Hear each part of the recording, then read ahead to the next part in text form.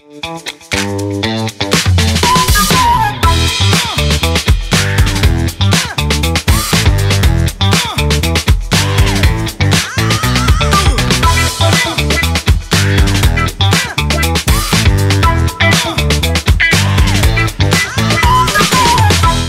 All, namaste, welcome to ఇంకేంటి మా సంగతులు అంత కులాసేనా with Samrat in Telugu now. So ఇప్పటి వరకు చాలా విశేషాలు 90s గురించి మాట్లాడేసుకున్నాము. ఒక్కసారి అన్ని విషయాలు నెమరేసుకుంటూ వచ్చేద్దామండి. మన ట్రావెలింగ్ గురించి. ట్రావెలింగ్ అంటే గుర్తొచ్చింది. రే ఇక్కడ వెయిట్ మిషన్ని నేను ఉన్నా, ఒకసారి పట్టించుకోరా నన్ను. ఆగవే, చెప్తున్నా నీ గురించే. సో మనం ట్రావెలింగ్ చేసే ప్లేసెస్ అంటే రైల్వే స్టేషన్స్, బస్ స్టాండ్స్లో అప్పట్లో నా చిన్నప్పుడు 1800s 90s మీకు గుర్తుంటే రూపాయి బిళ్ళ మిషన్ అనేది ఉండేదండి. అది వెయిట్ చూపించేది. వెయిట్తో పాటు మనకి ఇక్కడ ఏం రాస్తుందో అది ఆల్రెడీ రాసి ఒక చిన్న ముక్కలో చూపించేసేది. నేనైతే దాని వెనకాల ఏం రాస్తుందా అనే ఒక టెన్షన్తోనే దానిపైకి ఎక్కేటోండి అనమాట. నేనెంతండి, ఎంత ఉండొచ్చు, జస్ట్ ఒక 30 kgs ఉండేవాడిని. కానీ ఆ ముక్క మాత్రం ఎంతున్నా అది ఇచ్చే మెమొరీ మాత్రం ఎంతో ఉండేదండి. ఎప్పుడైనా నీ దరిద్రం నేను చూపించానేట్రా? నువ్వు చూపించేదే దరిద్రాలు కదే. Okay okay okay. అలాగ ట్రావెల్ చేసేసి ఎంతో దూరాలు వెళ్ళి చదువుకున్న వాళ్ళు కూడా ఉన్నారండి. దాంట్లో నేను ఒకడిని. రే నేనురా ఎస్ఎస్సి పేపర్ని, నా గురించి కూడా కొంచెం చెప్పరా బాబు. అరే ఒకరి తర్వాత ఒకరు భలే లైన్గా వస్తున్నారే. చెప్తున్నాను. అప్పట్లో ఎస్ఎస్సి ఎగ్జామ్ రాసి దాని రిజల్ట్స్ అనేవి మనం పేపర్లో చూసుకునే వాళ్ళము. అంటే మా జనరేషన్ వాళ్ళు ఎంతమంది ఉన్నారు? మా జనరేషన్ వాళ్ళు 90s కామెంట్ సెక్షన్లో చెప్పేయండి. అండ్ మాకెంత భయం ఉండేదంటే ఆ పేపర్లో మా పేరు ఎక్కడైనా వస్తే సరే లేదా మా నాన్న చేతిలో బెల్ట్ ఉండేది, ఆ బెల్ట్కి నేను బలయ్యేవాడిని అనమాట. చాలా భయపడిపోయేటోళ్ళమండి. ఇప్పుడు అంటే రిపోర్ట్స్లో పేర్లు వచ్చేసి పాస్ ఫెయిల్ చెప్పేస్తున్నారు. కానీ అప్పుడు ఎస్ఎస్సి ఎగ్జామ్ రిజల్ట్స్ చూసుకుంటానికి పేపర్ కోసం మేము పడే తహతహలు అంతా ఇంత కాదు. సారీరా, నా వల్ల ఏమైనా దెబ్బలు తినుంటే. ఇప్పుడు వరకైతే తినలేదు, ఇంకెప్పుడు తినను కూడా. ఓకే. రే ఇక్కడ ఖాళీగా దుమ్ము పట్టి షెల్ఫ్లో ఉన్నాను రా, కూసంత నన్ను చూసి చదువురా. ఎవర్రా నువ్వు? నేనురా, నావల్ని. నీ ఖాళీ టైంలో బోర్ కాకుండా చూపించే నావల్ రా. కరెక్ట్. సో ఎస్ఎస్సి ఎగ్జామ్స్ అయిపోయిన తర్వాత మాకు కొన్ని లీవ్లు ఉండేవండి. కొంతమంది ఊరికి వెళ్ళిపోయేటోళ్ళు, కొంతమంది గేమ్స్ ఆడుకుంటానికి పిల్లలతో బయట తిరిగేటోళ్ళు. అండ్ నాలాగా బుక్ పురుగులు ఉంటారండి. వాళ్ళు ఏం చేసేవాళ్ళు అంటే ఈ నవల్స్ చదివే వాళ్ళం అనమాట. అప్పట్లో నవల్స్ అనేవి కొనుక్కుంటాం కన్నా అద్దెకి తెచ్చుకునే వాళ్ళం లైబ్రరీ నుంచి.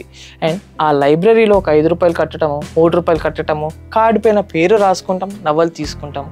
చదివేసిన తర్వాత మళ్ళీ ఆ కార్డు రిటర్న్ తీసుకుంటానికి ఈ బుక్ అక్కడ ఇచ్చేయాలన్నమాట. ఆ బుక్స్ కూడా చాలా ఇంట్రెస్టింగ్గా ఉండేవన్నమాట. సర్లే కానీ ఇప్పటికైనా నన్ను తీసి చదువుతావా లేదా? షూట్లో ఉన్నాను, తర్వాత చదువుతాను, నువ్వు వెళ్ళు. ఓకే వెళ్తాను. సు సు సు సు సు సు ఎరా రేడియో రా, నా పాటలు వినండి. ఎలా చెప్పు? ఇటు వచ్చావా? హాయ్ రేడియో, బాగున్నావా? ఎస్ బాగున్నా, నువ్వెలా ఉన్నావు? ఏదో అలా ఉన్నానులే. ఏరా మీ తాత అప్పట్లో తెగ వాడేవాడు, ఇప్పుడేంట్రా మూలన పడేశాడు? అంటే ఇప్పుడు నీకన్నా అప్డేటెడ్ వర్షన్స్ వచ్చాయి కదా. అయితే అంతలా అప్డేట్స్ వస్తే నన్ను మర్చిపోతారా? ఇది దారుణంరా, మహాదారుణంరా. ఆగు తాతయ్య, నీ గురించి చెప్తాను.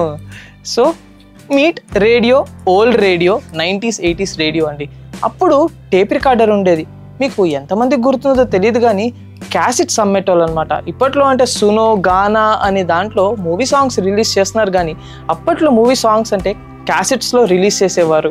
అండ్ ఈ క్యాసెట్స్ తీసుకెళ్ళి ఆ టేప్ రికార్డర్లో పెట్టి రివైండ్, ప్లే, స్టాప్ అనే బటన్స్ ఉంటాయి, వాటిని యూజ్ చేసుకొని పాటలు వినేసేవాళ్ళం. బోర్ కొట్టిందనుకోండి, మాటలు వినటానికి ఎవరు పక్కన లేకపోతే అదే టేప్ రికార్డర్లో రేడియో కూడా ఉండేది. ఒక చిన్న యాంటీనా, దాంట్లోంచి లాగితే ఆ యాంటీనా ఎక్స్టెండ్ అయ్యి చాలా పెద్దగా అయ్యేదన్నమాట.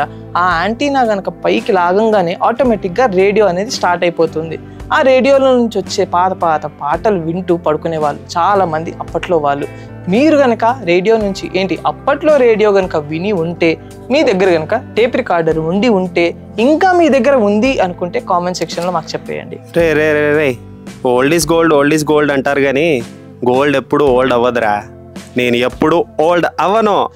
కరెక్టే తాతయ్య, నువ్వు ఓల్డ్ కాదు, జస్ట్ యూజ్ అండ్ త్రో అంతే. బాయ్. నేను వేసేస్తాను రోయ్. సో నెక్స్ట్ ఇంకెవరు వస్తున్నారు అనుకుంటున్నారా? ఇప్పటికైతే చాలండి, ఎందుకంటే ఓపిక అయిపోయింది. Hey man, WhatsApp. ఎవరి పాష్ వాయిస్? నేను నేను నేను నేను ఇంగ్లీష్ పేపర్. హే, నువ్వెప్పుడు వచ్చావు? ఇప్పుడే వచ్చాను. నువ్వు నా గురించి చెప్పకుండా మిగతా అన్ని వాటి గురించి చెప్తున్నావు. నీ గురించి చెప్పాలంటే ఏముంది, నువ్వు ఎప్పుడు ఎవర్ గ్రీన్ ఉంటావు నువ్వు. ఎస్, మరి అలాంటప్పుడు చెప్పచ్చు కదా నా గురించి కూడా. సరే, మీట్ ది సోది పేపర్. ఓ సారీ వేసేస్తాను నిన్ను. పెద్ద సోదిగాడండి. సో పేపర్ అప్పట్లో ప్రతి ఒక్కరి గుమ్మం ముందుకు వచ్చేసేదండి. స్టూడెంట్స్కి ఒక నైట్ మేర్ పేపర్. ఎందుకు అంటారా, పొద్దున్న లెగంగానే స్కూల్ ఉన్నా లేకపోయినా ఫాదర్స్ వచ్చి, అంటే మన నాన్నలే అప్పట్లో వాళ్ళ పేరెంట్స్ వచ్చి ఈ పేపర్ చదవమని ఇచ్చేవాళ్ళు అనమాట. మనకా నోరు తిరగదు, ఎందుకంటే ఇంగ్లీష్ అంతంత మాత్రమే. మన నాన్నగారు వచ్చి మన ముందు నుంచొని లేదంటే మన ముందు కూర్చొని పేపర్ చదవరా అని ఇచ్చేవారు. మనమేమో దాంట్లో బొమ్మలు చూసేవాళ్ళం, వాళ్ళేమో మ్యాటర్ చదువుతారేమో అని వెయిట్ చేసేవాళ్ళు. అలాగే దెబ్బలు కూడా పడేవి, కానీ బొమ్మలు అయితే బాగుండేవి. హే శామ్, నా వల్ల నువ్వు ఇంగ్లీష్ నేర్చుకున్నావు అన్న సంగతి మర్చిపోయావు నువ్వు.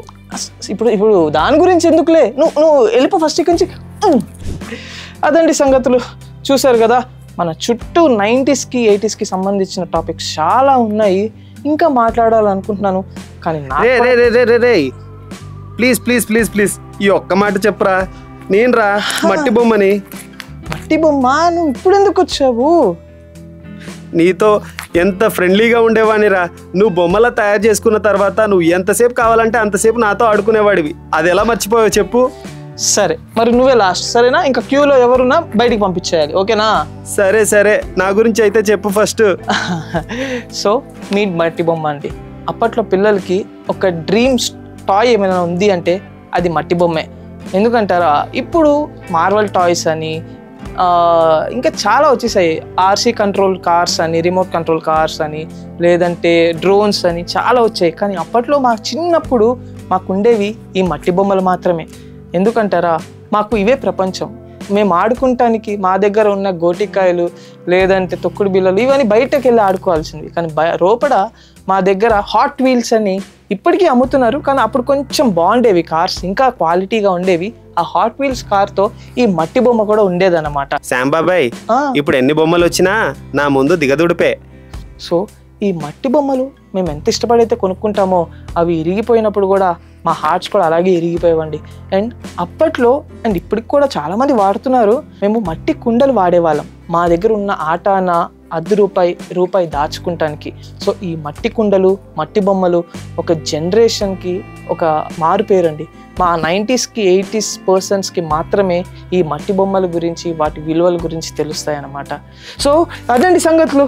మళ్ళీ మీ ముందుకు వచ్చేస్తాను ఇంకా 90s టాపిక్స్తో.